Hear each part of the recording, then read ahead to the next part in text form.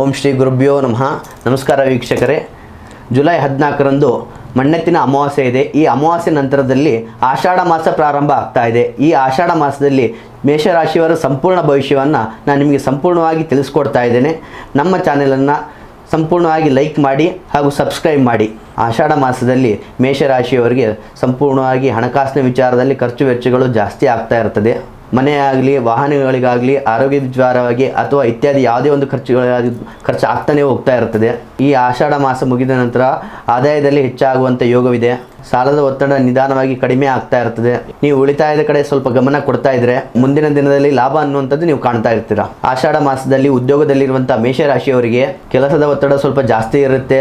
ಆದರೆ ನೀವು ಮಾಡುವಂಥ ಶ್ರಮ ಯಾವತ್ತೂ ವ್ಯರ್ಥ ಆಗುವುದಿಲ್ಲ. ಹಿರಿಯ ಅಧಿಕಾರಿಗಳ ಗಮನ ನಿಮ್ಮ ಕೆಲಸದ ಮೇಲೆ ಬೀಳ್ತಾ ಇರ್ತದೆ. ಹೊಸ ಜವಾಬ್ದಾರಿ ಬರುವಂಥ ಸಾಧ್ಯತೆ ಇದೆ. ಈ ಆಷಾಢ ಮಾಸ ಮುಗಿದ ನಂತರ ಸರ್ಕಾರಿ ಕೆಲಸಕ್ಕೋಸ್ಕರ ಯಾರೆಲ್ಲ ಪ್ರಯತ್ನ ಮಾಡ್ತಿದ್ದೀರಿ ಅವರ ಪ್ರಯತ್ನ ಸಂಪೂರ್ಣವಾಗಿ ಫಲಗೊಳ್ಳುತ್ತದೆ.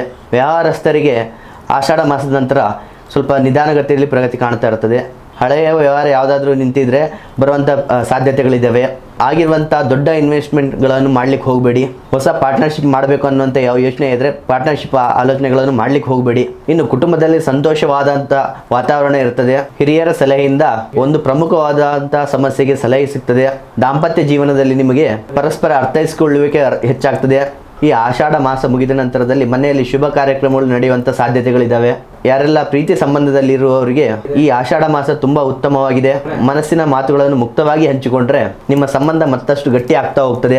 ಇನ್ನು ಆರೋಗ್ಯದ ವಿಚಾರದಲ್ಲಿ ನೋಡ್ಬೇಕಂತ ಹೇಳಿದ್ರೆ ಅಷ್ಟೇನು ದೊಡ್ಡ ಸಮಸ್ಯೆ ಏನಿಲ್ಲ.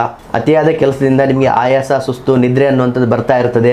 ಸಮಯಕ್ಕೆ ಸರಿಯಾದ ಆಹಾರವನ್ನು ಸೇರಿಸಿ ಸ್ವಲ್ಪ ಸಮಯವನ್ನು ನೀವು ವ್ಯಾಯಾಮಕ್ಕೆ ಮೀಸಲಿಡಬೇಕಾಗ್ತದೆ. ಇನ್ನು ವಿದ್ಯಾರ್ಥಿಗಳು ಓದಿನಲ್ಲಿ ಉತ್ತಮವಾದ ಗಮನವನ್ನು ಹರಿಸಬಹುದು. ಸ್ಪರ್ಧಾತ್ಮಕವಾದ ಪರೀಕ್ಷೆಗೆ ನೀವು ಪ್ರಯತ್ನ ಪಡ್ತಾ ಇದ್ರೆ ಈ ತಿಂಗಳು ಅನುಕೂಲಕರವಾಗಿದೆ. ಈ ಆಷಾಢ ಮಾಸದಲ್ಲಿ ಮೇಷರಾಶಿಯವರಿಗೆ ದೇವರ ಕೃಪೆ ಅನ್ನುವಂಥದ್ದು ಹೆಚ್ಚಾಗ್ತಾ ಹೋಗ್ತದೆ.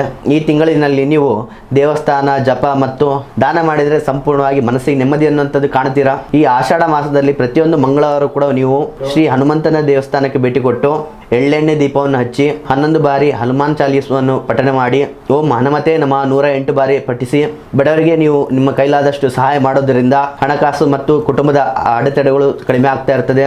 ಈ ಆಷಾಢ ಮಾಸದಲ್ಲಿ ನಿಮಗೆ ಅದೃಷ್ಟವಾದಂಥ ದಿನ ಅಂತ ಹೇಳಿದ್ರೆ ಮಂಗಳವಾರ ಮತ್ತು ಗುರುವಾರ. ಅದೃಷ್ಟವಾದ ಬಣ್ಣ ಅಂತ ಹೇಳಿದ್ರೆ ಕೆಂಪು ಮತ್ತು ಕಿತ್ತಳೆ. ಅದೃಷ್ಟ ಸಂಖ್ಯೆ 1 ಮತ್ತು 9. ವೀಕ್ಷಕರೇ, ಇದಾಗಿತ್ತು ಆಷಾಢ ಮಾಸದಲ್ಲಿ ಬರುವಂಥ ಮೇಷರಾಶಿಯವರ ಭವಿಷ್ಯ. ನಿಮ್ಮದು ಕೂಡ ಮೇಷರಾಶಿ ಆಗಿದ್ರೆ ಈ ವಿಡಿಯೋ ಲೈಕ್ ಮಾಡಿ ಮತ್ತು ನಿಮ್ಮ ಸ್ನೇಹಿತರಿಗೂ ಕೂಡ ಶೇರ್ ಮಾಡಿ. ಮುಂದಿನ ಒಂದು ವಿಡಿಯೋಗಳಲ್ಲಿ ಸಿಗೋಣ. ಧನ್ಯವಾದಗಳು.